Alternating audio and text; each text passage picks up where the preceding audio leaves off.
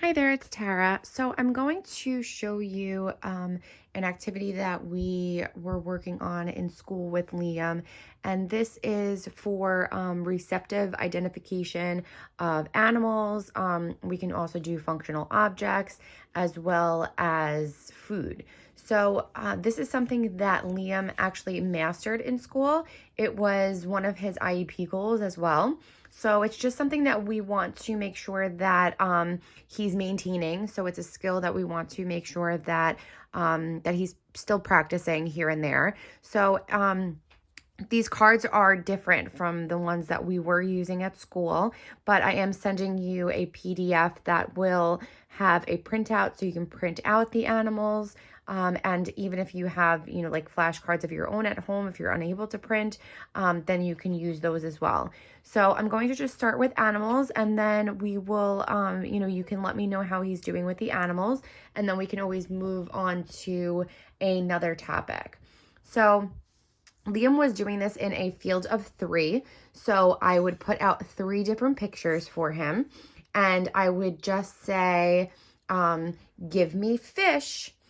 So I would put my hand out so that he is aware that you want him to, to give you something. So you can say, give me fish, and put your hand out, and you want him to, of course, identify and give you the fish. So we were doing this receptively, but I was also running this expressively too, just to, obviously expand Liam's language. I know that he does a really nice job identifying the barn, the farm animals.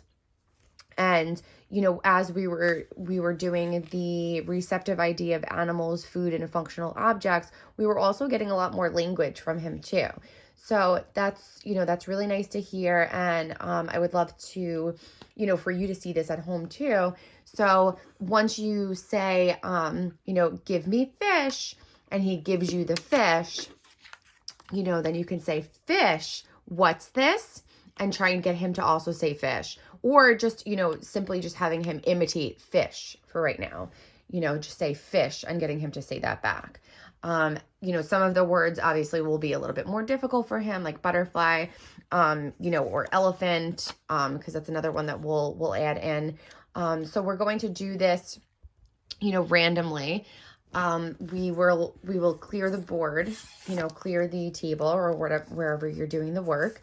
And then you can set out, 3 more pictures. So I may use the same 2 and add in a different picture. And you can say, give me bird. And you want him to identify between, distinguish between the 3 pictures and give you bird. So then you could put your hand out again, like I said, just to give him that prompt that that you want him to give it to you. It probably will be a little bit different since you're doing it at home, and they are different pictures.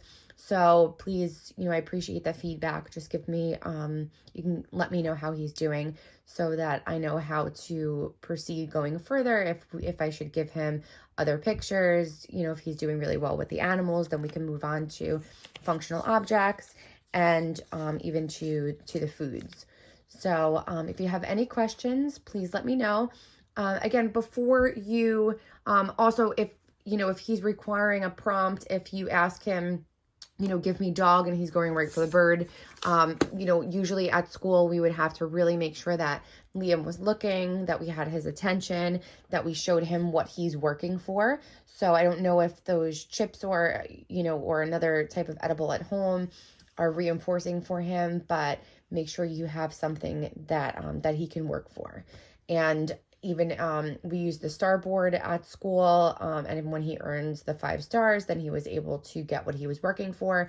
But if you need to do more of immediate reinforcement, at first, then you can do that. I would actually suggest that you do more of an immediate reinforcement while starting this, so that he does realize that when he gets something correct, he's getting, an edible or whatever he's working for.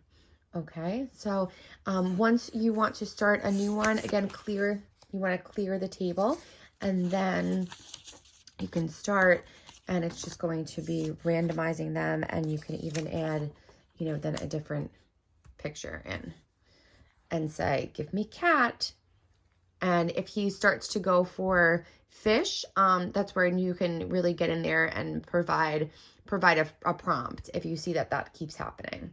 So those prompts are important too if needed. All right, if you have any questions, please, feel free to reach out and let me know. Okay, thank you. Bye.